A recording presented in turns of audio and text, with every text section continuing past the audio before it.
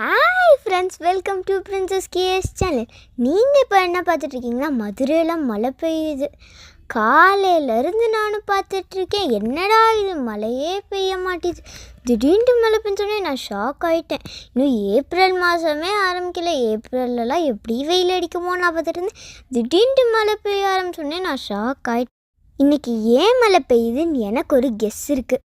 அது என்னன்னா, திருப்பரங்குன்றத்தில் இன்றைக்கி பட்டாபிஷேகம் நடக்குது.